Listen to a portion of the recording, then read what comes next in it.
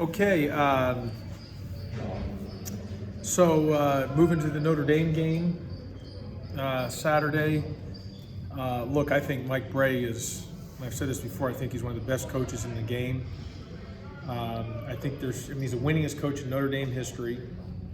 I think he should have serious consideration for what he's done in the Notre Dame program for one day. Now, he's still got probably another 15 years coaching, but he could literally get in the Hall of Fame.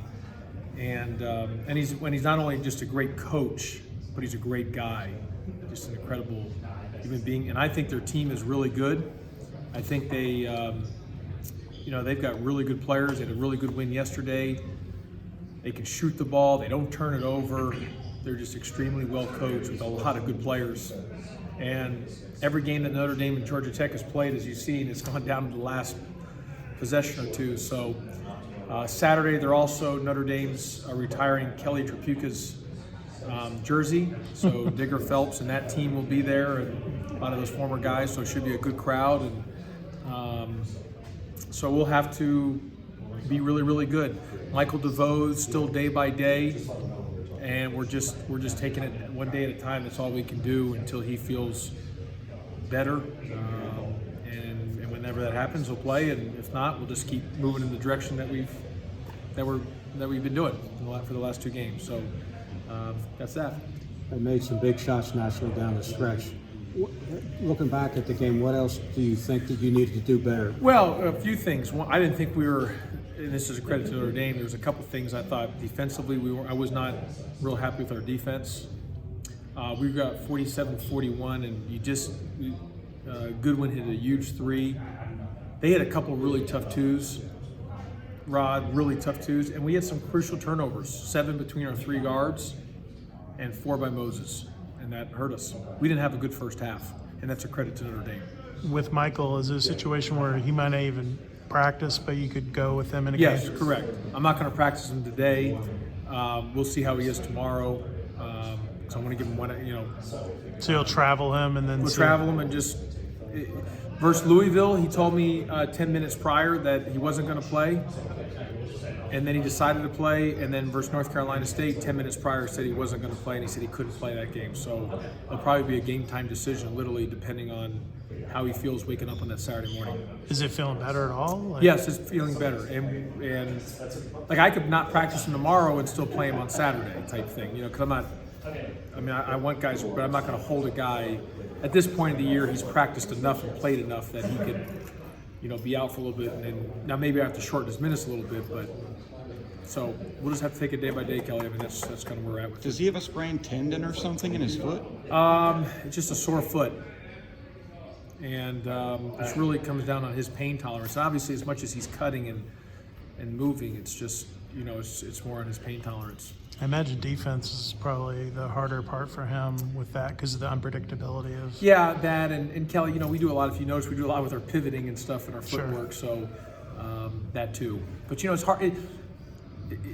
Again, I've never coached. I've played football when I was younger, but you can take up. You have the play's done. You can go back to the huddle, or you can really there's things you can do. Tennis or tennis, soccer, or basketball, because it's so free flowing, and you're just changing of directions. If your wheels are bad or have pain, it's hard. Whereas like a baseball or football, you've got the play to rest and kind of regroup, and the play could just be for 5 seconds, and that's the difference. Again, I'm a huge football fan and a baseball fan, but I'm just saying that's the difference on where. It's harder in the sports where it's continuous activity and you're moving from left to right, and to your point of the work, unpredictability. Does it speak more to the depth of the program that you can absorb that and win games versus maybe early on when like Ben or someone got hurt? Yeah, you couldn't absorb it. Well, we couldn't absorb Ben, and we couldn't absorb Jose. That's okay. But we could probably absorb at this point of our program. Now, anyone in that first couple of years we couldn't absorb, and especially Ben. But for this year, it was hard for us to absorb Jose, and he's the one guy we couldn't absorb. But anybody else, because of the direction, because of our depth, and we've gotten better, and we're. That's why I keep saying, Kelly, we're right at the doorstep. When I say I'm at the doorstep, I'm talking about when we took over. You're trying to the plan is to get to a point where you're able to be in a championship level program where every game you step on, you have a legitimate chance of winning, and you can, move up the ladder in the ACC. And we're not there yet because we have to get through the door, but we're at that doorstep to be right there. And part of that is getting more depth, where if you do have an injury or something, that there's no drop off. Now, Jose, we're not at that point yet where we could lose a guy like Alvarado and be able to still manage. And that's what our next step is, where we can have that coverage in certain areas, especially in the guards play, that we don't have any drop off, not statistically as in terms of talent, but more on the things that don't show up in the box score. Does the nature of the way you beat NC State, going past Morehouse, back to NC State, does the nature of the way you won that game benefit this team? Absolutely. Because it was such a similar game to games you had lost. But I've been saying that we have to get, the only way for us to get through the door, and that was a great first step, is I practice time and score all the time, but you lose, the losing team runs an up back. I mean, come on, it's not the same pressure as in a game, crowd, another opponent, the only way to work on learning how to win, and that's the next step of our program, is learning how to win, is you have to do it in real-time game atmospheres. And we easily could be vying for first place because we had many games where we should have won. Our losses we could have easily won, but we did not finish. We didn't know how to win in those late situations. And so that NC State was a great opportunity for us to help us learn how to win in a late situation, and that's what we need in order for us to have real-time data. While DeVoe's out, are you still going to go with Khalid Moore to take his place, or Yeah. are there opportunities for maybe Bubba to step into that role? No, I'll just keep going kind of what we've done. I'll keep the lineup as it is. Has that enabled Jordan to have a bigger role or a different role? Look, I think Jordan, let me just say this on Jordan. I say this on versus Morehouse after the game versus Morehouse. First of all, Jordan, when he got eligible, was rusty, but boy, he's come a long way, because he was running around like a chicken with his head cut off, and he was just a wild player. If you've noticed in his progression, he is learning how to become a better basketball player. And you look at his assist total, he's trying to make the right play. He gets more excited on a pass than a basket. I'm really proud of Jordan. He's like a sponge. He's learning how to become a basketball player. And again, it shows in the stages of him getting better. From where he was to where he is now, he's a totally different player, and this helps him, or he has helped us. And with Mike being out, Ken, his role will have to continue to be expanded. And that doesn't mean he has to score more. That just means he's got to continue to be a good basketball player, not an athlete, not just a motor guy, but a basketball player. Evan Cole seems to be more consistent with his play now. Does that affect how you use the minutes for your big guys? No, Evan's a guy that, he gives you great energy, plays hard. You can always depend on him that he's going to, help you win games or mix things up, because, he gives you great energy and great effort. With Evan, is he a guy that's more of a game player than a practice guy? Absolutely.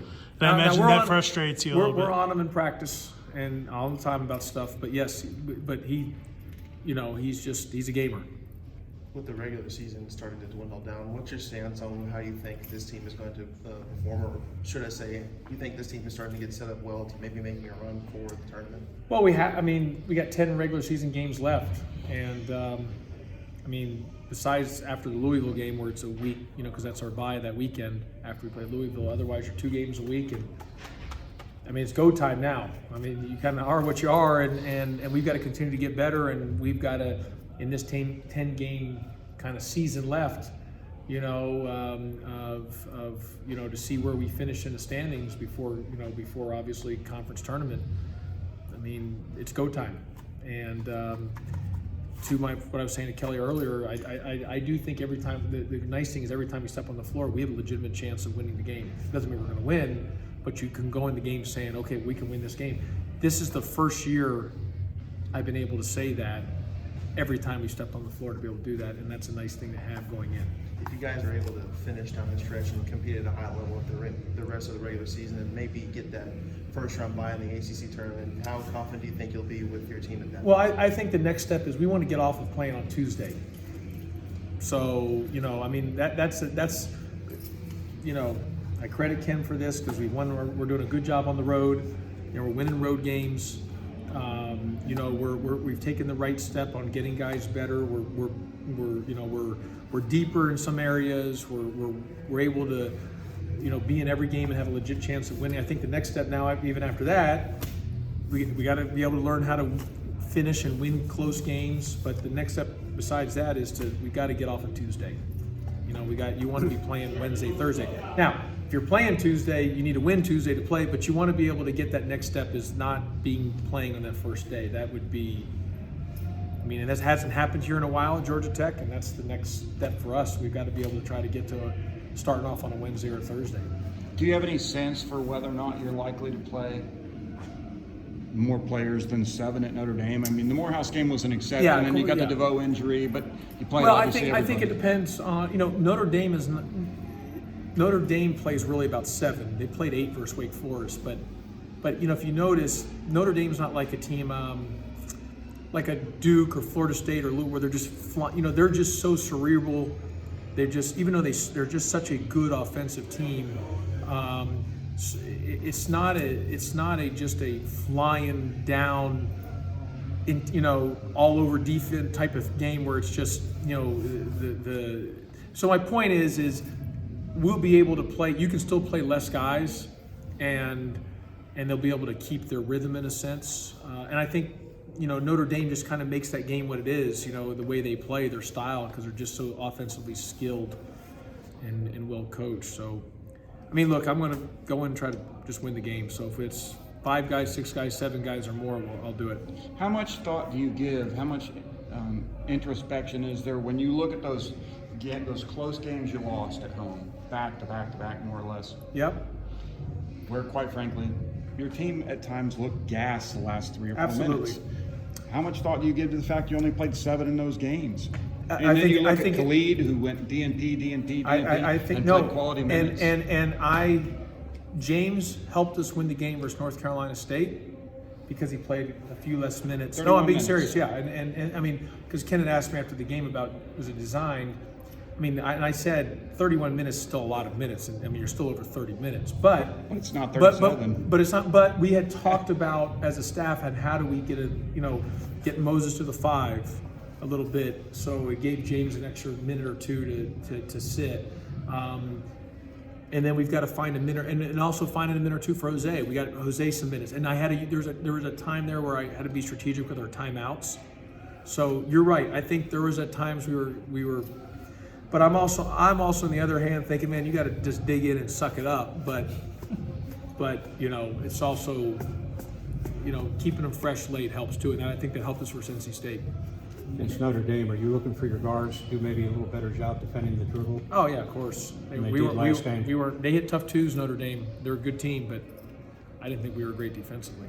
When you saw Jordan's tape at USC, I know you saw his motor, but Yeah. I saw him in high school. Right, too, yeah. But his vision for the floor, did you see No. that at all? No. I liked him in high school because of his motor, how hard he played. Right. And I think when he first got here, he tried to be cool, casual, and cute. I'm like, what are you doing? Like, that is not who I want. You know, I want the Jordan Usher that's tough, hard nosed, as a motor.